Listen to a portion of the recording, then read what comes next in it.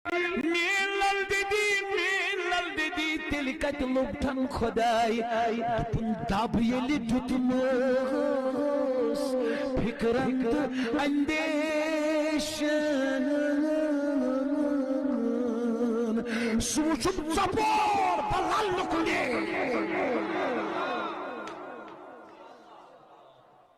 क्या बोला सुषुम सबो बलाल ने मन में सलाम दारस दबन कलिमाई पुरू ला इलाहा इल्लल्लाह सही गुरु वही कुरुम पनुम पान वजूद त्रवित मौजूद सरूम हर मखूच पन्नी पान Nalal zayes, nalal byayes, nalal saniyes, lakandis myayes. Gorandakmen, akui vasu, nebardapanam, andar azun.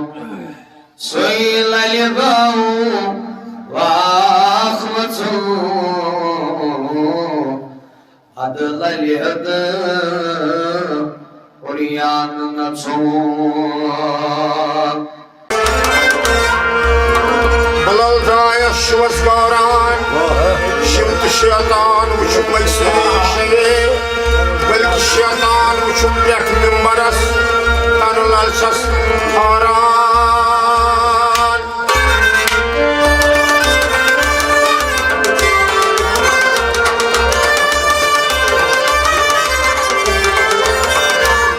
Belki şeytan uçum har garas Layda kudit masabur taras Balal maras karyam ya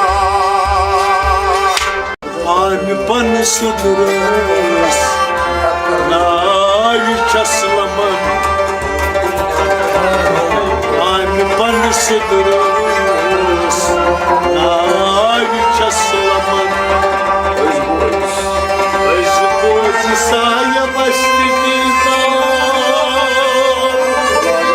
Limanan dan dajan pun sang sama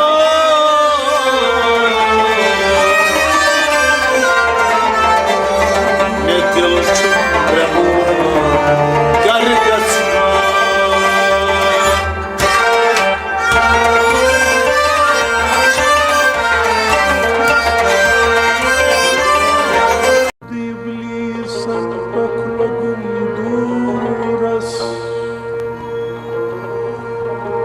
Od iblisan toklogum duras Meqasmas vichmus bod azmat Taniye yulodnam bayat luhras Metman suras haqiqat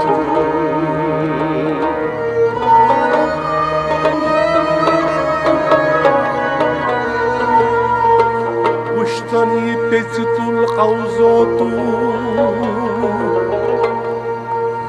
Ushtani pezitul qawzotu Nakes gurgu kunt nakes kaal Su qawzotu posh gindis balit Sahnis rasuli khudayas bartaja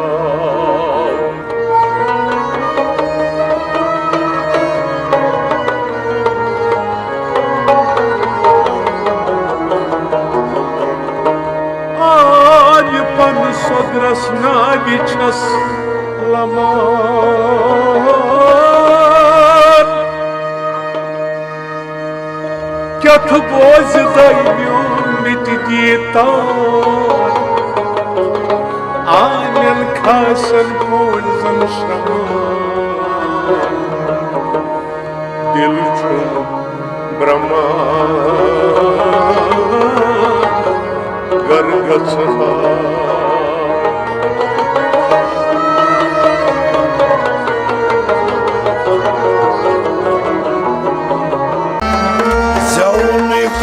अलकास मलकास खलकस अन हम sir दाय बुझो बुझो अथवई पेशतर वहस युत न गछस माकिन छाय नानि श्राख कोन आयम हलकस देवल अंधनम यम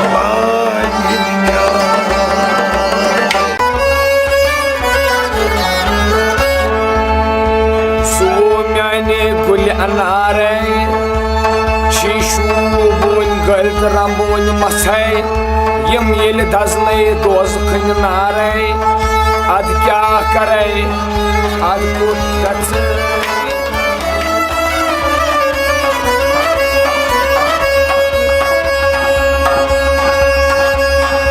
हारस another पेयम या मत पोगो कारस तो आम ग्रांज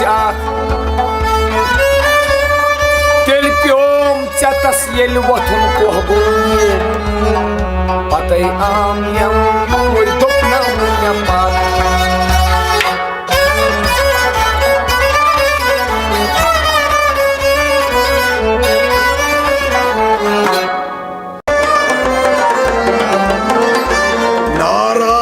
सिंध दर्शन चोनस नारायणा बुकमस कस कसरो नसन कलवालन कस कैतलो परमस हर मख बागन वंजवालुसस सर मख वंदितमस आकाश तो प्रकाश तोर कुतवातन जाय तोर छन ईश्वर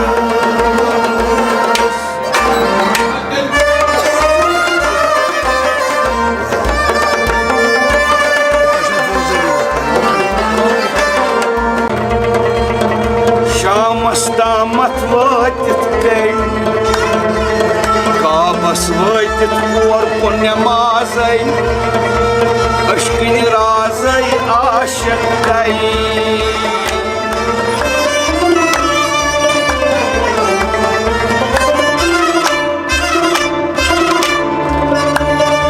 छनली बानन गसान आवाजई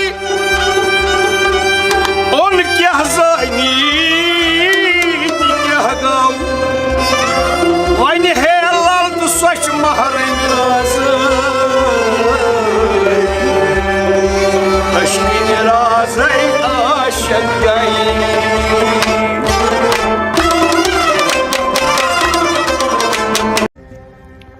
गोरन दोपनम कुनै वाचुं नेब्र दोपनम अंदर आचुं गोरन दोपनम कुनै वाचुं नेब्र दोपनम अंदर आचुं सुई में लल गो वाख तो वाचुं तवै हेतुम नंगै नचुं गोरस पृछोम साश लटि यस न कह वनान तस क्या नाव गोरस पृछोम साश लटि यस न कह वनान तस क्या नाव पृछान पृछान थचिस तो लोसुस कहनस निश क्या थाम द्राव लतन हुंद माज लार्योम वतन अकी हौनम अकी वत लतन हुंद माज लार्योम वतन अकी हौनम अकी वत यम यम बोजन तिम कोन मतन लल बूज शतन कुनी कथ किंचन दुथम ओरई आलो किंचो रटई नालई व्यथ किंचन दुथम ओरई आलो किंचो रटई नालई व्यथ किंचन मस्जिद अछ लजतालो किंचन मस्जिद अछ लजतालो किंचन पपित गई हालो खेत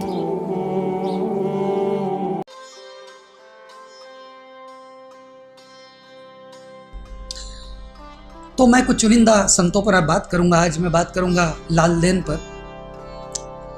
ये एक कश्मीर में एक संत हुई और इनकी कहानी बड़ी साधारण सी है। इनका जन्म जो है, अब बहुत सारी चीज़ें जो हिस्टोरिकल चीज़ें होती हैं जो कि कब पैदा हुई कब मरी, उस पर हमारा बहुत ज़्यादा मेरा जोर नहीं होता। लाल देन क्या है, उसको क्या मिला, कैसे मिला और वो क्या कहती है, इस पर मेरा ध्यान है। तो लाल देन के बारे में ऐसा कहा जाता है कि वो एक ब्राह्मण हिंदू ब्राह्मण परिवार में उनका जन्म हुआ और बहुत जल्दी उनकी शादी कर दी गई। तो उनका जब विवाह हुआ तो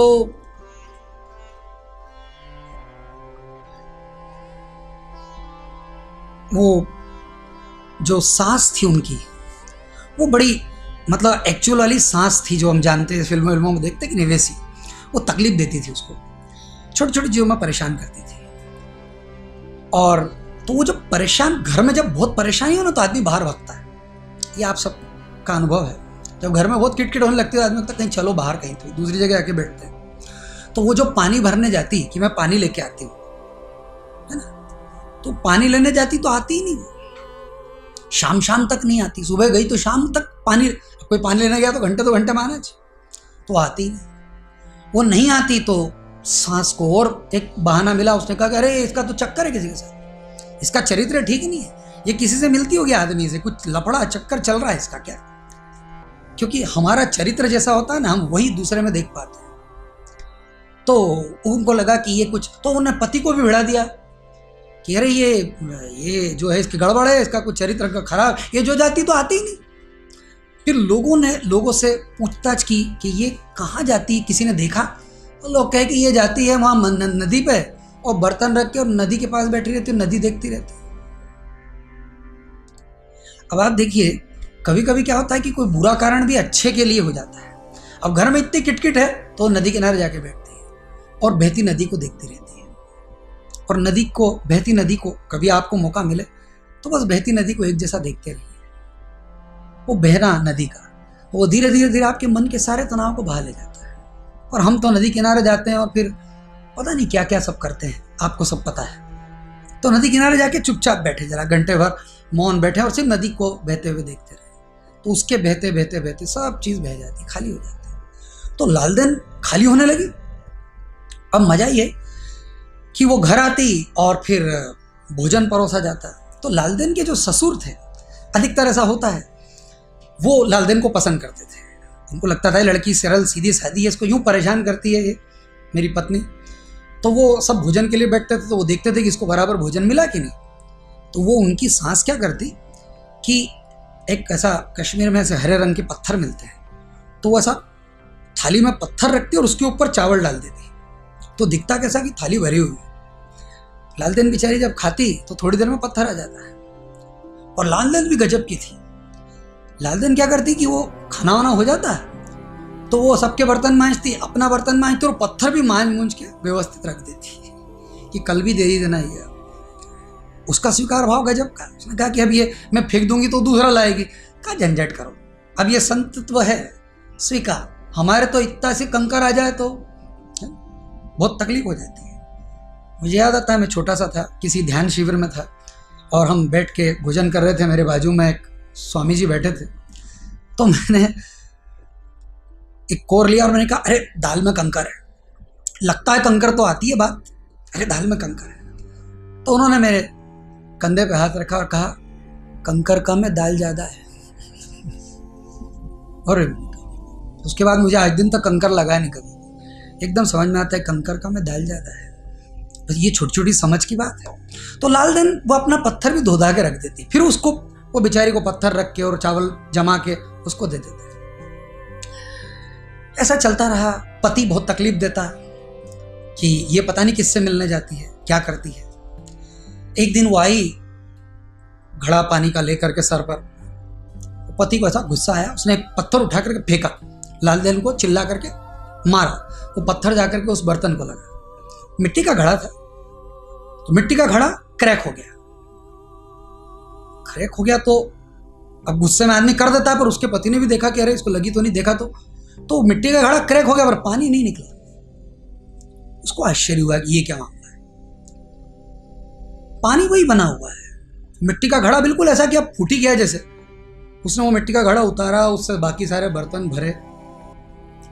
उस दिन उसका पति घबरा गया, उसको लगा ये कुछ अजीब है, और उसने फिर वो मिट्टी का घड़ा बाहर एक जगह फेंका। तो कहते हैं जहां उसने फेंका वहां एक बावड़ी सी बन गई थी, वहां जल का स्रोत फूटा। उसको लल्ला बावड़ी कहते थे, लल्ला झील। इन दिनों है कि नहीं पता नहीं। तो और वो पानी का स्रोत फूटा और लल्ला को भी कुछ ख्याल में आई बात और लल्ला वहां से निकल गई। One of the things that are so interesting about her poems is that they not only include expressions of Shaiva or Hindu philosophy, but also traces of Islam and Sufism through Arabic and Persian phrases. This shouldn't be too surprising, given the fact that Lala lived in a diverse environment where different religious traditions existed simultaneously and were influenced by each other. In particular, there are quite a few similarities between Islamic teachings, as understood through Sufism, and those of Kashmir Shaivism. Lal Ded interacted with the Sufis of her day, were probably inspired by them, and indeed inspired them in turn. But for these reasons, Lal Ded is claimed by different communities. The Sufis of the Rishi order see her as one of their own foundational figures due to her relationship with people like Nund Rishi, whereas Shaivas and Hindus claim her for themselves. It can often become a political discussion in that way, but as we've seen, the situation is a bit more complicated than that.